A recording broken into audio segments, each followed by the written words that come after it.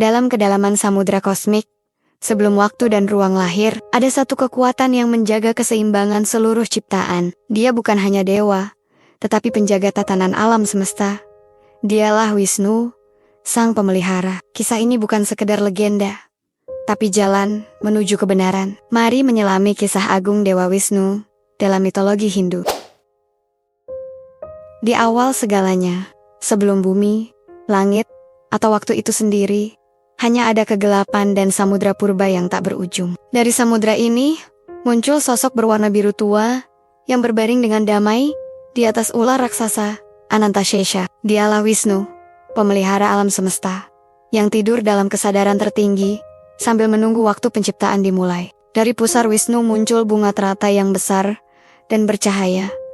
Di atas teratai itulah lahir Dewa Brahma, sang pencipta. Brahma lalu memulai tugasnya menciptakan dunia, makhluk hidup, dan segala hukum alam. Namun kekuatan yang menopang keberadaan ini tetaplah Wisnu, sang Narayana. Wisnu tidak menciptakan seperti Brahma atau menghancurkan seperti Siwa. Tugasnya adalah menjaga, merawat, dan melindungi ciptaan. Dia menjadi inti dari keseimbangan, seperti napas tenang di tengah badai kehidupan. Ia tidak mencolok, namun kehadirannya mutlak diperlukan. Dalam banyak kitab suci Hindu, seperti Purana dan Veda, Wisnu digambarkan sebagai wujud kasih dan kesadaran ilahi. Ia hadir dalam keheningan, namun kekuatannya melampaui waktu. Dialah sumber ketenangan, dari mana segala kehidupan bersandar. Kisah ini menjadi dasar pemahaman spiritual dalam Hinduisme, bahwa di balik kekacauan, selalu ada kekuatan yang menjaga keseimbangan. Wisnu adalah cermin dari jiwa yang murni, dan melalui kisahnya, manusia diajak mengenal harmoni dalam hidup. Dalam kepercayaan Hindu, terdapat 3 kekuatan ilahi utama yang disebut Trimurti: Brahma sang pencipta, Wisnu sang pemelihara, dan Siwa sang pelebur. Ketiganya bukan dewa yang saling bersaing, melainkan 3 aspek berbeda dari kekuatan yang satu. Mereka bekerja dalam harmoni untuk menjaga siklus alam semesta. Wisnu berada di tengah-tengah trinitas ini. Perannya sebagai penjaga berarti bahwa ia tidak membiarkan dunia tenggelam dalam kekacauan. Ketika keseimbangan terganggu, Wisnu turun tangan baik secara langsung maupun melalui penjelmaannya sebagai avatar. Tanpa Wisnu, ciptaan Brahma tidak akan bertahan, dan kehancuran oleh Siwa akan kehilangan makna. Keseimbangan antara ketiganya diibaratkan seperti roda kehidupan. Brahma memutar poros awal, Wisnu menjaga putarannya tetap stabil, dan Siwa memastikan roda berakhir untuk memulai kembali. Tanpa salah satu dari mereka, roda itu akan oleng dan menabrak dinding kegelapan. Dalam beberapa teks, Trimurti juga digambarkan sebagai satu tubuh dengan 3 wajah, melambangkan kesatuan yang tidak terpisahkan. Ini menegaskan bahwa Dewa Wisnu bukan sekadar tokoh dalam mitos, tetapi bagian dari struktur kosmis yang menjaga semua eksistensi tetap berjalan. Dengan memahami Trimurti, kita belajar bahwa penciptaan, pemeliharaan, dan pelepasan adalah bagian alami dari kehidupan. Wisnu mengajarkan kita untuk merawat, menjaga, dan tidak membiarkan sesuatu hancur sebelum waktunya.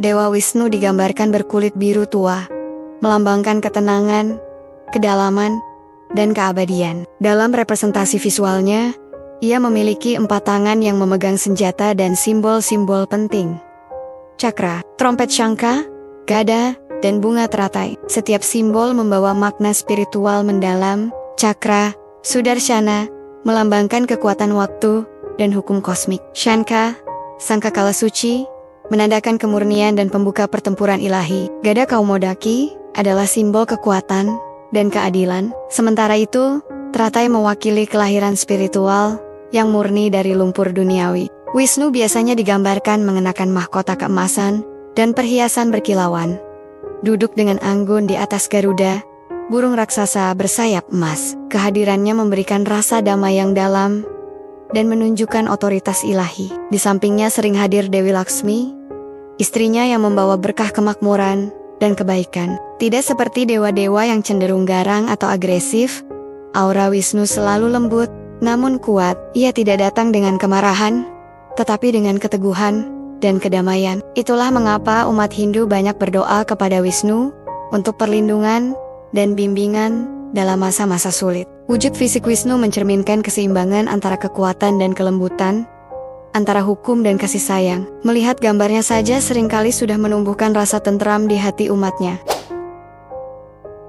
Demi menjaga keseimbangan dunia, Wisnu menjelma ke bumi dalam berbagai bentuk yang disebut avatar. 10 penjelmaan utama disebut Dasyavatara, dan masing-masing muncul dalam zaman yang berbeda untuk tujuan tertentu. Avatar ini bukan simbolik semata, melainkan tanggapan langsung terhadap ancaman terhadap Dharma. Avatar pertama adalah Matsya, ikan raksasa yang menyelamatkan dunia dari air bah. Kemudian Kurma, kura-kura yang menopang gunung Mandara saat para dewa mengaduk lautan susu. Varaha, babi hutan raksasa yang mengangkat bumi dari dasar samudra. Dan Narasimha, manusia berwajah singa yang membunuh Raja Iblis Hiranyakasipu. Berikutnya adalah Vamana, Brahmana kerdil yang mengalahkan Raja Bali dengan 3 langkah kakinya. Parashurama adalah satria Brahmana bersenjata kapak yang membasmi kesombongan para raja. Rama, sang pahlawan Ramayana, dikenal karena kesetiaannya terhadap Dharma. Lalu Krishna, dewa cinta dan strategi, yang membimbing Arjuna dalam Mahabharata. Avatar ke-9 adalah Buddha, dianggap sebagai penjelmaan Wisnu, yang mengajarkan welas asih dan mengoreksi kekeliruan dalam praktik agama. Avatar terakhir, Kalki, belum turun ke dunia, tetapi diramalkan akan datang di akhir zaman Kali Yuga untuk menghancurkan kejahatan dan memulai siklus baru. Dasyavatara adalah refleksi dari kemampuan ilahi untuk menyesuaikan diri dengan keadaan zaman. Ia tidak datang sebagai satu bentuk yang tetap, tetapi sebagai jawaban atas kebutuhan umat manusia dalam setiap masa. Dalam epos besar Ramayana, Wisnu menjelma sebagai Rama, pangeran kerajaan Ayodhya. Rama adalah sosok yang menjunjung tinggi Dharma dan menjadi simbol pengabdian kepada orang tua, kesetiaan dalam cinta, serta keteguhan dalam ujian hidup. Kisahnya dimulai ketika ia diasingkan selama 14 tahun karena janji ayahandanya kepada salah satu istri. Dalam pengasingan, Rama ditemani istrinya Sita dan adiknya Laksmana. Hidup mereka sederhana di hutan, jauh dari kemewahan istana. Namun, ketenangan itu berakhir ketika Rahwana, raja raksasa dari Lanka, menculik Sita. Maka dimulailah perjalanan besar Rama, bukan sekadar untuk menyelamatkan istri tercinta, tapi juga untuk menegakkan kebenaran. Dengan bantuan Hanuman dan pasukan Wanara, Rama menyeberangi lautan dan menyerbu Lanka. Pertempuran epik pun terjadi. Rawana, meski kuat dan sakti, akhirnya tumbang di tangan Rama. Kemenangan ini bukan sekadar kemenangan pribadi, tapi juga simbol kemenangan Dharma atas adharma. Kembalinya Rama ke Ayodhya menjadi momen penuh haru dan kemenangan. Ia dinobatkan sebagai raja, memimpin dengan keadilan dan kebijaksanaan. Namun, hidupnya tidak lepas dari pengorbanan. Bahkan, setelah kemenangan, Rama menjadi teladan pemimpin sejati yang rela berkorban demi rakyat dan nilai-nilai luhur. Dalam sosok Rama, Wisnu menampakkan wajahnya yang paling manusiawi. Ia hadir bukan sebagai dewa yang tak tersentuh, tetapi sebagai manusia yang menapaki jalan kebenaran, meski penuh luka dan pengorbanan.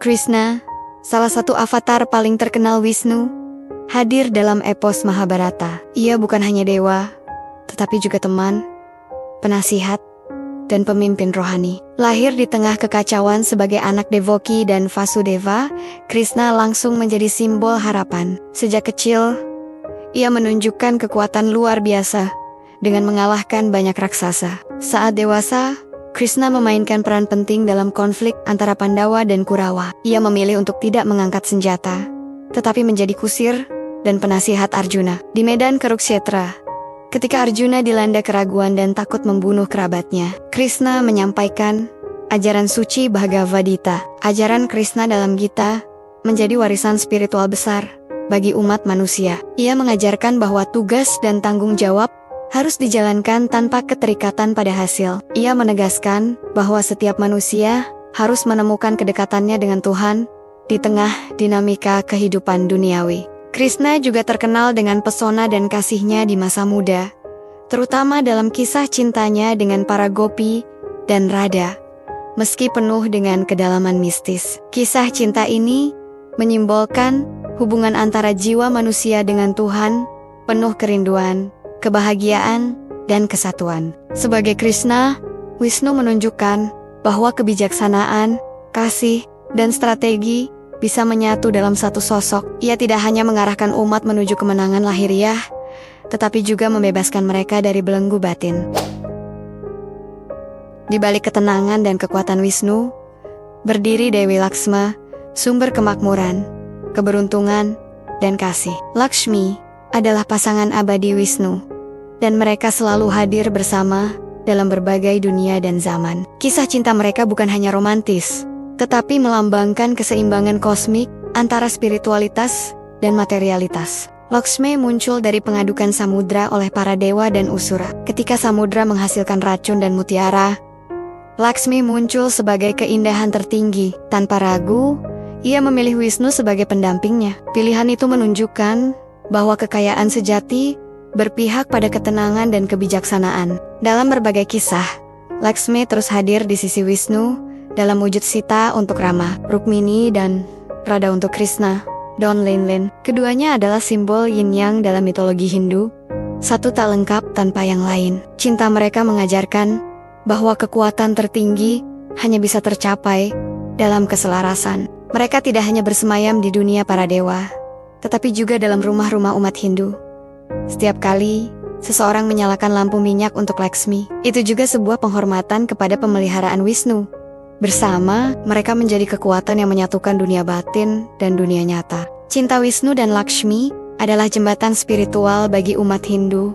Cinta yang tidak menuntut, tidak berubah oleh waktu, dan selalu memancarkan berkat bagi dunia. Avatar terakhir Wisnu belum datang.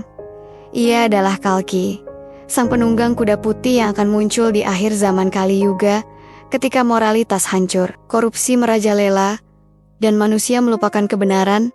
Kalki akan datang untuk mengakhiri siklus waktu. Digambarkan sebagai satria bersinar, Kalki menunggang kuda putih dan membawa pedang yang menyala. Ia akan muncul bukan untuk membimbing dengan lembut, tetapi untuk menghancurkan ketidakadilan secara tuntas. Ia bukan penyelamat pasif, tetapi dewa yang membawa akhir bagi peradaban lama. Meski tampak menakutkan, kehadiran Kalki adalah bagian dari pemeliharaan. Seperti tukang kebun yang mencabut rumput liar agar tanaman suci bisa tumbuh kembali, Kalki akan membersihkan dunia dari kekotoran spiritual. Setelah kemunculannya, zaman baru yang penuh kedamaian akan dimulai. Kalki bukan hanya tokoh masa depan, tetapi juga peringatan bagi manusia zaman sekarang. Selama masih ada harapan dan upaya untuk menjaga dharma, kemunculannya bisa ditunda. Namun jika dunia terus melupakan kebenaran, maka saatnya akan tiba. Dengan Kalki, Wisnu menunjukkan bahwa pemeliharaan tidak selalu lembut. Kadang dibutuhkan kehancuran untuk memulai kehidupan yang baru dan lebih baik.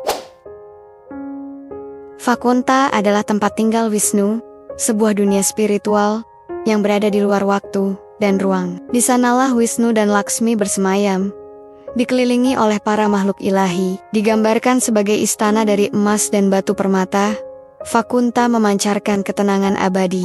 Tidak semua jiwa bisa ke Vakunta, hanya mereka yang hidup dengan tulus, menjaga dharma, dan memiliki bakti pengabdian kepada Wisnu yang bisa mencapai sana. Di Vakunta, tidak ada penderitaan, waktu tidak bergerak, dan semua makhluk berada dalam damai sejati. Vakunta bukan sekadar tempat, tetapi juga keadaan batin. Umat Hindu percaya bahwa jika seseorang mencapai kedamaian hati, tidak terikat pada dunia, dan selalu memuja Wisnu, maka Vakunta akan hadir di dalam dirinya. Kisah-kisah tentang Vakunta banyak muncul dalam Bhagavata Purana dan Vishnu Purana. Di sanalah para dewa, rishi, dan roh-roh suci memuliakan Wisnu dalam kidung abadi. Suasana di sana penuh cahaya keemasan dan suara musik surgawi. Vakunta mengajarkan bahwa akhir dari segala perjuangan manusia adalah kedamaian sejati. Tempat di mana cinta, kebenaran, dan Tuhan menyatu menjadi satu.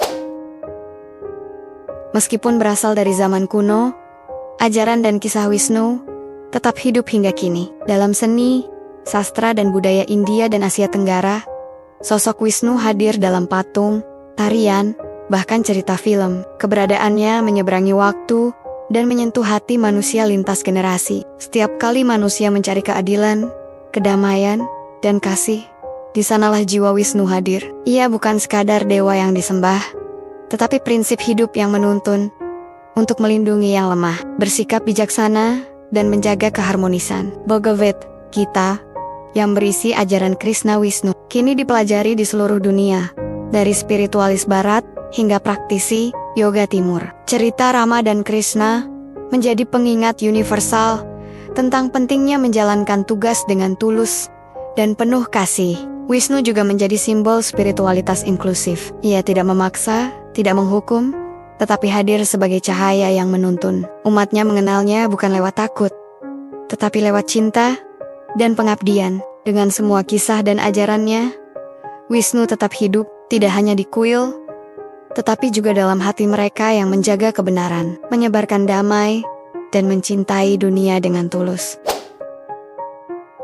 Dari penciptaan hingga kiamat, Wisnu terus hadir menjaga keseimbangan. Terima kasih telah menyaksikan kisah ini. Jangan lupa untuk menyebarkan cahaya Dharma, seperti Wisnu menyebarkan kedamaian.